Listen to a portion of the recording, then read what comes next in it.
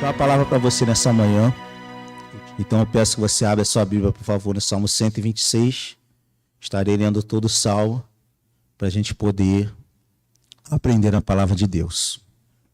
Assim diz a Sagrada Escritura. Quando o Senhor restaurou a sorte de Sião, ficamos como quem sonha. Então a nossa boca se encheu de riso e a nossa língua de júbilo. Então, entre as nações se dizia: grandes coisas o Senhor tem feito por eles. De fato, grandes coisas o Senhor fez por nós.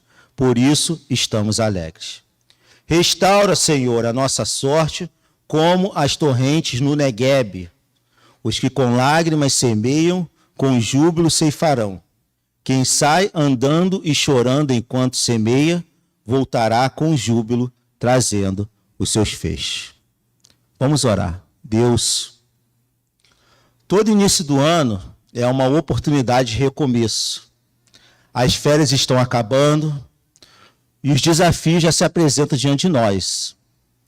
Temos trabalhos para tocar, estudos, contas a pagar, metas a serem cumpridas. Então, todo início do ano é basicamente a mesma coisa, né? A gente faz um monte de promessa, a gente já está chegando no mês de fevereiro, enfim, as férias já estão acabando, para alguns já até acabaram, e a gente tem essa expectativa de trazer maior qualidade à nossa existência. Eu acho que dificilmente alguém chega no início do ano e pensa assim: eu já estou esperando que o ano de 2025 vai ser pior que o ano de 2024. Se a pessoa estiver doente. Eu acho que dificilmente alguém pensa assim. As pessoas geralmente pensam, né? Nós geralmente pensamos: não, esse ano vai ser diferente. Esse ano eu vou fazer aquele curso que eu queria fazer. Esse ano eu vou tocar aquele projeto. Esse ano eu vou fazer aquela viagem. Eu fiquei essa semana agora olhando um monte de sites de viagem. E é uma desgraça, né? Que tu olha eles ficam mandando um monte, né? Que eu coloquei como meta. Pro ano que vem fazer uma viagem. Aí eu falei: cara, isso aqui vai me deixar maluco. O algoritmo do Instagram é algo perverso. Aí a gente coloca meta, a gente coloca desafios para poder cumprir. Nós somos desafiados a prosseguir nessa jornada incerta, porque é uma jornada incerta. Consciente da nossa responsabilidade e das nossas habilidades e deficiências. A gente tem consciência daquilo que a gente tem de forte, dos nossos potenciais, mas também nós temos consciência da nossa deficiência, daquilo que a gente precisa melhorar. E a gente coloca tudo isso dentro desse movimento de recomeço, dentro dessa perspectiva de recomeçar. A gente coloca isso tudo nesse pacote e vai embora. Temos muita coisa a conquistar e também a melhorar. Esta é a dinâmica da vida. A gente conquista, alcança, fala assim: agora eu vou andar mais um passinho. Alcança mais, agora eu vou andar mais um passinho. Né? Quando eu casei, eu fui morar de aluguel. Aí depois eu conquistei a casa própria. Aí, glória a Deus, né, irmã? Glória a Deus. Aí agora eu já quero mudar de casa, porque 2 crianças lá, a casa é pequena. Aí a gente fica nesse looping de querer, de conquistar e melhorar, de conquistar e melhorar. Esses são os desafios que a gente faz, né? A gente procura sempre construir algo importante na nossa vida. Oportunidade de recomeço e de aprimoramento. É assim que a gente toca a nossa existência de forma sadia, procurando oportunizar melhorias na nossa existência e, sempre que possível, recomeçar. Recomeçar significa partir de onde você estava. É um novo recomeço. Este salmo provavelmente foi escrito após o retorno do povo de Deus, dos hebreus, do exílio da Babilônia. Eles retornaram em 537 a.C., pelo edito do rei Ciro. Abraão havia recebido a promessa de Deus. A promessa que ele teria uma terra, que ele teria uma semente e que ele teria uma descendência.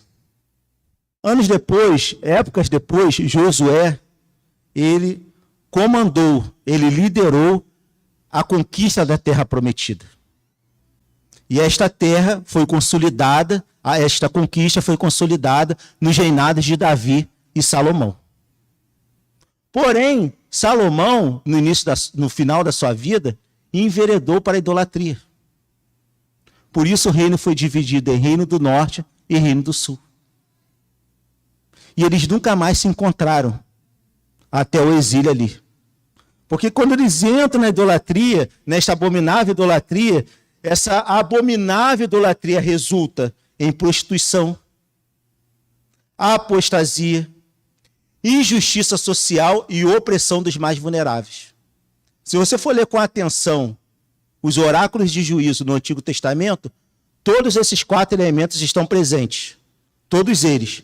E tem um que está presente em todas as vezes, que é a injustiça social e a opressão dos mais vulneráveis. Então, em virtude desse movimento de idolatria, desse movimento de abandono a Deus, Deus resolveu exercer juízo sobre o seu povo. Deus resolveu castigar o seu povo. Mas não foi um castigo para aniquilá-los, mas foi um castigo para curá-los. Deus resolveu submeter o seu povo à servidão, à escravidão, ao exílio, para que eles pudessem ser restaurados. Para que nunca mais eles adorassem um Deus que não fosse Javé. Por isso eles foram para o exílio. E ao retornar do exílio, após os 70 anos penosos que eles haviam passado ali, este exílio acabou. Este exílio cessou. E ao cessar esse exílio, eles explodiram de júbilo, eles explodiram de alegria, eles explodiram de louvor, porque Deus havia restaurado a sorte daquele povo. Aproximadamente 200 anos antes, o profeta Isaías havia profetizado, dizendo que Deus levantaria um libertador chamado Ciro, e este homem, este governante, libertaria o povo da opressão. O profeta Isaías já havia sinalizado isso. Porém, dentro da realidade deles, era uma coisa muito difícil. Era uma coisa praticamente impossível. Então, quando a profecia de Isaías se cumpre e Ciro, através do seu decreto, liberta o povo, para eles é como se fosse um sonho, como eles só tivessem sonhado. Por isso que o autor do Salmo ele vai dizer: quando o Senhor restaurou a sorte de Sião, nós ficamos como quem sonha. Eles saíram do momento horrível para um momento de alegria extrema. A alegria era contagiante. Deus havia feito milagres. Aquilo tudo parecia extraordinário. Uma conquista tão almejada tinha sido alcançada. A gente não faz meta na nossa vida? A gente não luta para poder conquistar? Às vezes a gente não passa por desafio duro ali para poder chegar àquele objetivo? Aí quando Deus, porque tudo vem de Deus, tá? Tudo está debaixo da permissão de Deus. Quando Deus vai lá e dispensa a sua graça, a gente alcança, a gente explode de alegria e de júbilo. Alegria por ter se formado, alegria por ter sido aprovado em um concurso público. Tem gente que está estudando aí, anos e anos para ser aprovado no concurso público. A pessoa aprovada no concurso público, a pessoa explode de alegria. Alegria pelo nascimento do filho. Quer momento mais alegre que o nascimento de um filho? As moças aí que ainda não são mães e querem ser mães. Você já passou por muita alegria, mas eu arrisco dizer, eu não sou mãe, então não tenho esse lugar de fala, mas eu arrisco dizer que a maior alegria que as mães tiveram na sua vida foram os nascimentos de seus filhos. A alegria de ter uma festa de casamento, de ter iniciado uma nova vida, uma grande vitória profissional, de ser promovido no emprego, de ser promovido no trabalho, de receber um pouquinho mais, né? Nesse período de recessão, a gente ter o nosso salário aumentado, é uma coisa muito importante. A realização da viagem de um sonho, da viagem dos sonhos. Você chegar naquele hotel 5 estrelas, você sentir o cheiro daqueles lençóis do hotel. Olha que coisa maravilhosa. Você saber que você não precisa lavar banheiro. Você sabia que você não precisa lavar a toalha, porque tem as toalhas lá sequinhas para você poder usar. Maravilhoso. A alegria de você ir num restaurante 5 estrelas, num restaurante estrelado da Michelin, e comer aquela comida culinária internacional.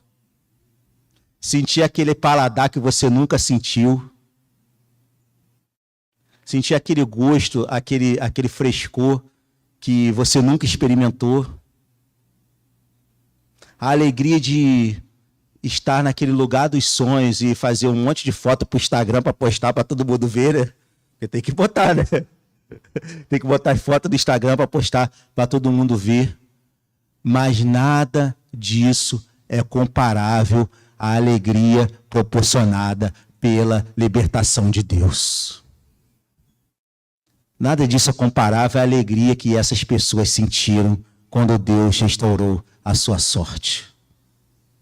E ali foi uma alegria tão extasiante que os próprios povos que viviam ao redor, as próprias pessoas que cercavam eles, porque a população da Samaria e da Judéia tinha sido renovada por causa da opressão da Babilônia, os próprios povos estrangeiros reconheceram: grandes coisas o Senhor fez por eles, por isso estamos alegres. Eu tenho uma palavra para você nesta manhã. Grandes coisas o Senhor fará por você e pessoas verão e vão dizer: por isso eles estão alegres. Grandes coisas o Senhor fez por nós. Na nossa vida, acontece algo semelhante.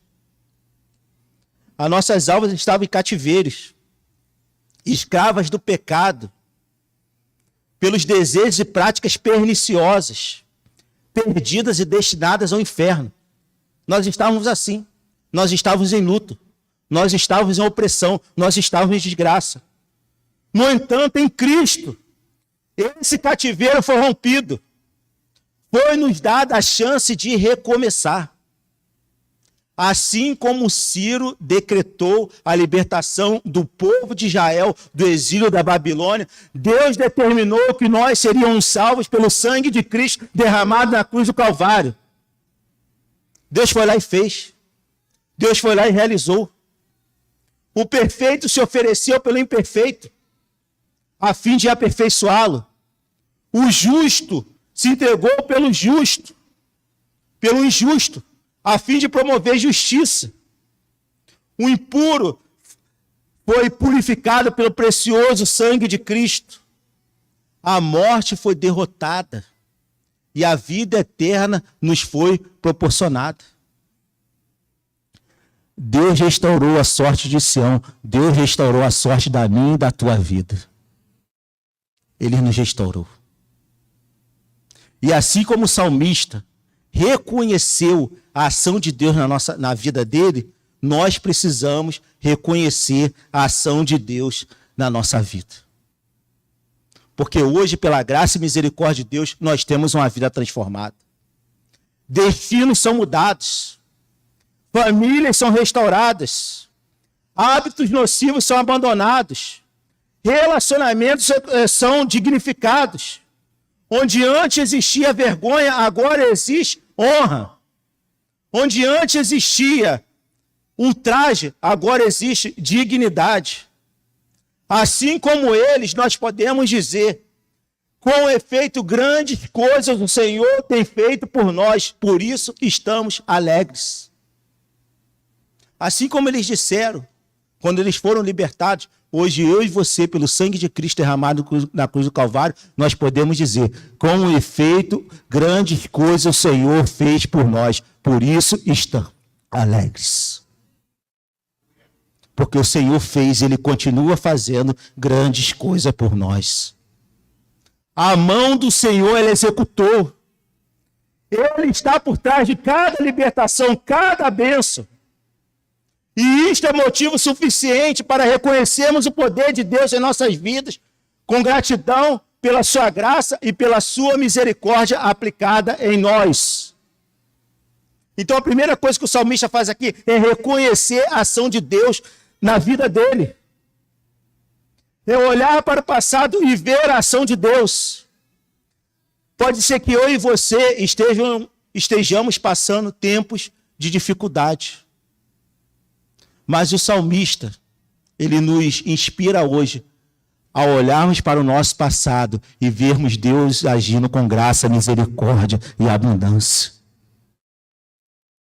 Ao olhar para o nosso passado e perceber que aquele momento de singular, de desespero, de angústia, onde a esperança parecia ter se esvaído, Deus foi lá e fez.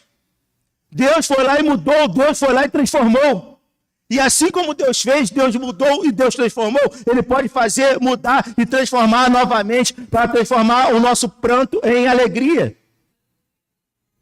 Para que a nossa sorte seja restaurada novamente.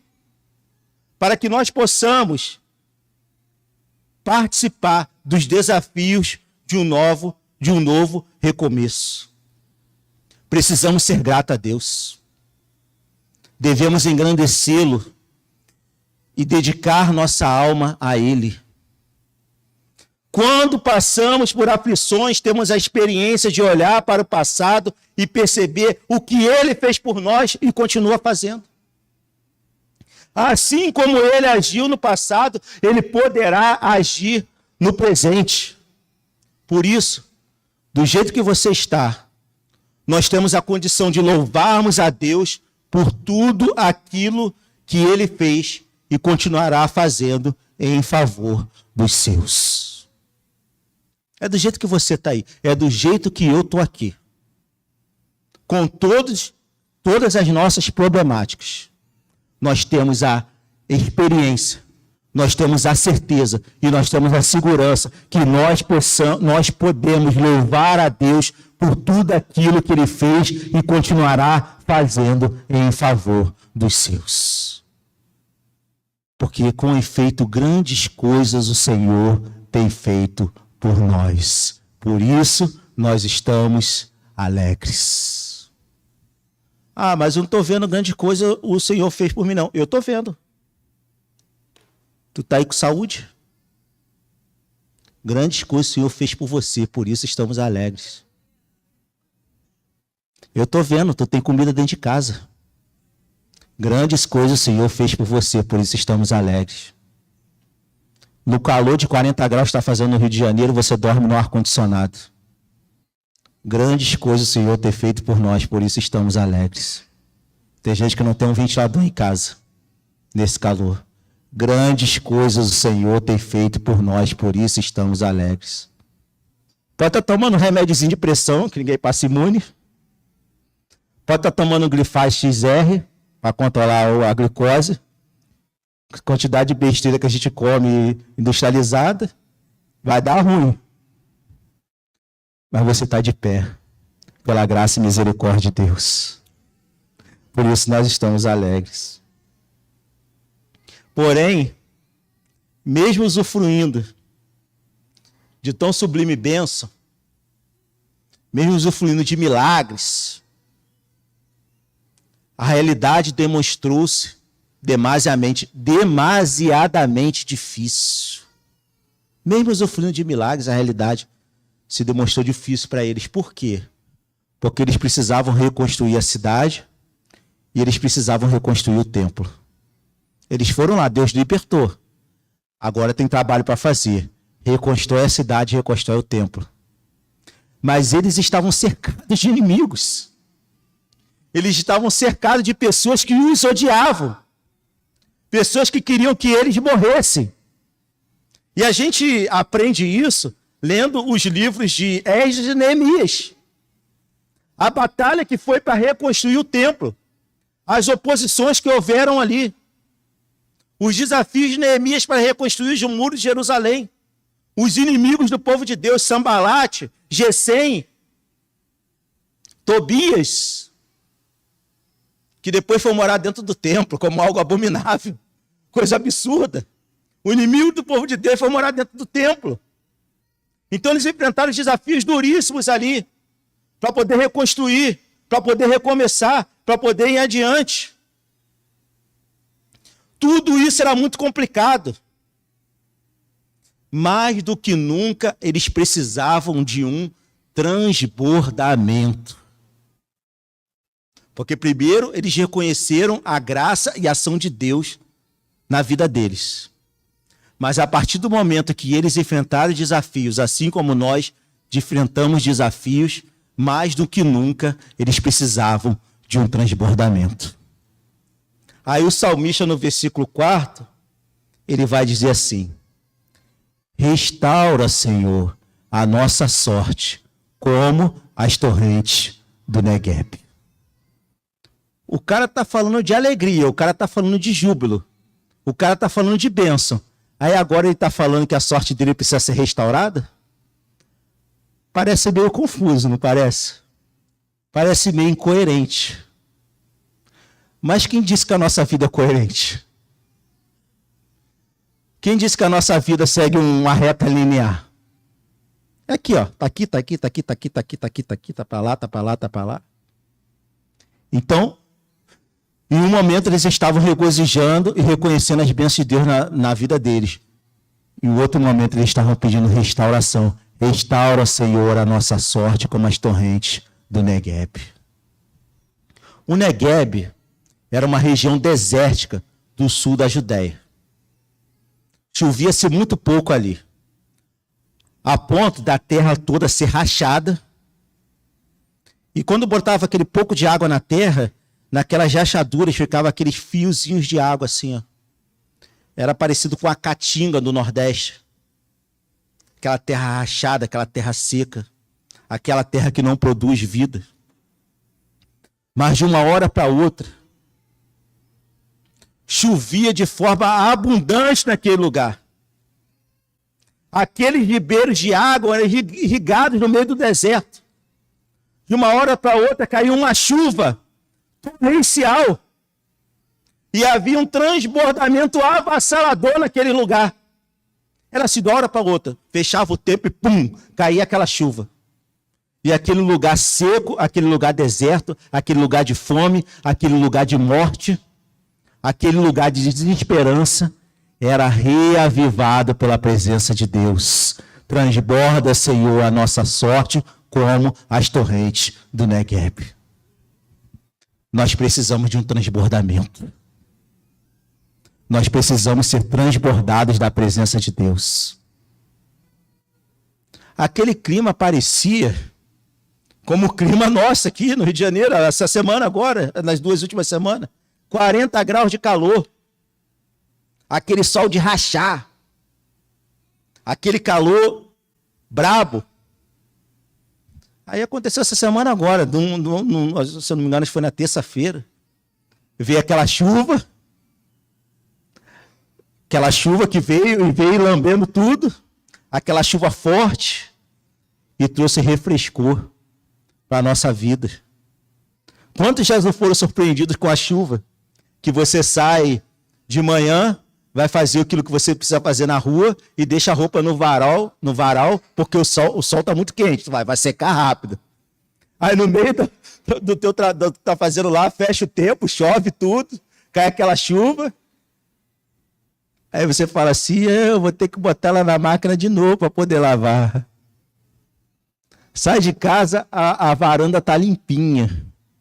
Retorna para casa, tem que pegar o rodo e o pano lá para poder limpar a varanda. Porque veio uma chuva avassaladora.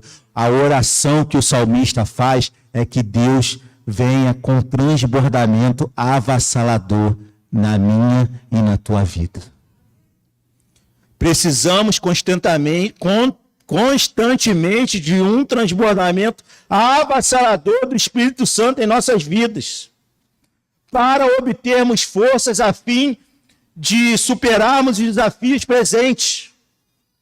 As mudanças que acontecem, elas não são fáceis. Necessitam ser apresentadas a Deus em oração e busca pelo poder. Contamos com a misericórdia de Deus nos lugares secos. Eu não sei os desafios que você enfrenta, mas uma coisa eu aprendo hoje aqui. Se nós colocarmos o nosso joelho do chão e clamarmos a presença de Deus, a presença dele virá como as torrentes do Negueb. Ela virá de forma avassaladora. ela vai nos inundar, ela não vai nos preencher, ela vai nos transbordar da presença dele. Lutero dizia, o grande reformador do século XVI, que nós somos simultaneamente justos e pecadores. Isso significa o seguinte, que diante de Deus, nós já somos santos. A nossa santificação, ela é uma posição. Deus, no seu santo tribunal, já nos declarou santos. Já disse sobre a nossa vida, você é santo. Mas isto não é o suficiente para o nosso desenvolvimento espiritual. Porque esta santificação, ela também é um processo. Ela é um processo a ser vivido. Então, esta santificação também é um momento de movimento. Essa santificação, ela é um caminhar de movimento. É um movimento que nos conduz à santidade, ao abandono do pecado, para que eu e você possamos buscar viver em integridade e justiça. Então, quando a gente ora para Deus, para Ele nos transbordar da presença dEle, assim como o salmista fez, nós estamos pedindo, Deus, nos torna a cada dia santos para refletirmos a Tua justiça. Porque às vezes a pessoa busca transbordamento achando que o poder vai ser um poder para usufruir de bênçãos. Mas a maior bênção que Deus pode proporcionar na minha e na tua vida é nós termos uma vida santa diante dEle. É Deus que restaura a nossa sorte. Precisamos de um renovo avassalador, como as torrentes do Negueb. Que a cada dia eu e você, a gente possa buscar um renovo avassalador. Que a gente não esteja contente nesses desafios desse recomeço, que eu e você não estejamos contentes com a nossa situação atual. Que a gente agradeça a Deus, que a gente reconheça a ação de Deus na nossa vida, aquilo que Ele fez no passado, mas que no presente nós possamos nos movimentar para o transbordamento do Espírito Santo de Deus na nossa vida, assim como Deus transbordava no Negueb. Assim como cai aquela chuva avassaladora, que a chuva do poder de Deus possa cair na minha e na tua vida. Que nós possamos ser transbordantes do poder de Deus. Transforma, Senhor, a nossa sorte como as torrentes do Negueb. Outro desafio que a gente enfrenta, quando nós estamos envolvidos em um recomeço, é o de confiar e nutrir esperança na providência de Deus. Porque ele vai falar aqui no versículo 5 aqui, os que com lágrimas semeiam, com júbilo ceifarão. Por que ele está falando isso? Os agricultores judeus semeavam com lágrimas, porque eles não tinham certeza que a colheita viria. Aquele deserto era muito seco. Eles não tinham outro lugar para semear, eles tinham que semear ali. Eles não tinham outra terra. Então, cada semente daquela ali era lançada com lágrima. Cada semente daquela ali era lançada com pesar. Cada semente daquela ali era lançada com um pedido de oração para que aquela semente pudesse brotar. Porque eles não tinham certeza que aquela semente brotaria. Por isso eles sofriam muito. Por isso que o salmista vai dizer, os que com lágrimas semeiam. Eles não tinham certeza. Irmãos, a nossa vida, ela é cheia de incertezas. Ela é cheia de dúvidas.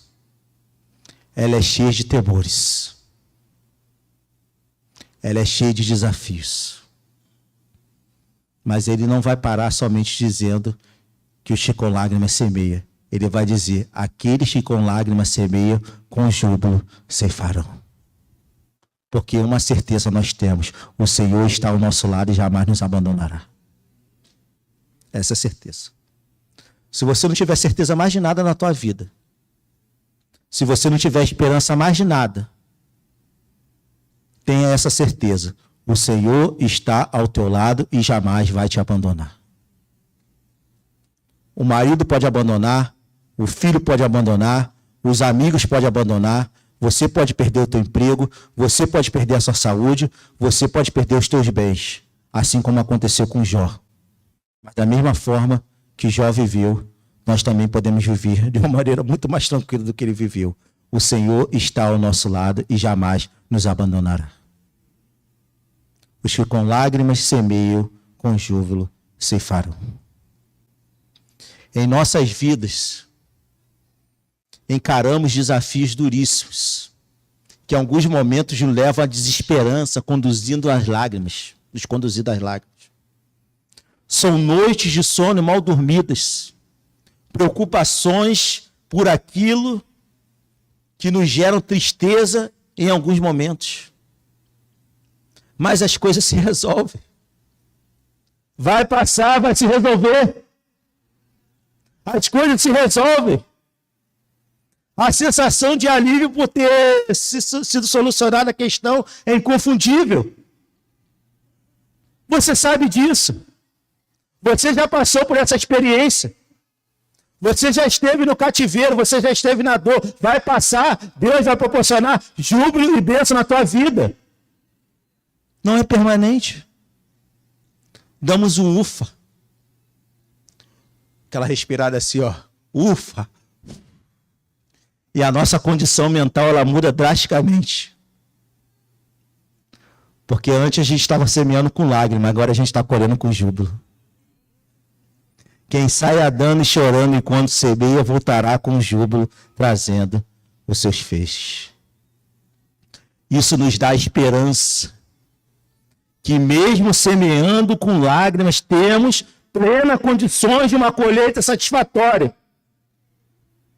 Perceba o seguinte, o salmista ele inicia o salmo falando de júbilo. Lá no versículo 2. Quando o Senhor restaurou a sorte de Sião, ficamos como quem sonha. Versículo 2. Então a nossa boca se encheu de riso e a nossa língua de júbilo. E ele finaliza o salmo falando de júbilo. Quem sai andando e chorando enquanto semeia, voltará com júbilo, trazendo os seus feixes. Ele inicia o salmo jubilando por aquilo que Deus fez, e ele termina o salmo jubilando por aquilo que Deus fará. Louve a Deus por aquilo que ele fez na tua vida, mas também louve a Deus por aquilo que ele fará, porque ele tem bênçãos extraordinárias para você. E a bênção extraordinária, vai falar assim, pô, tá jogando pro vento. A bênção extraordinária, muito provavelmente não é aquilo que eu e você estamos esperando não, tá? Vai se acostumando. A bênção extraordinária muitas vezes não é aquilo que eu e você estamos esperando.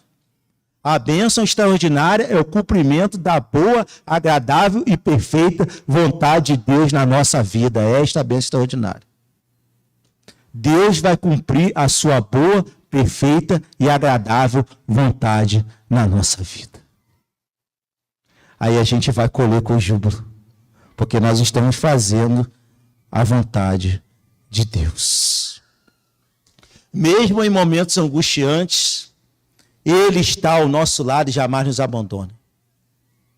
A esperança que Ele nos conduzirá a bom termo nos impulsiona a prosseguir, a acreditar que é possível vencer mesmo em cenários desoladores.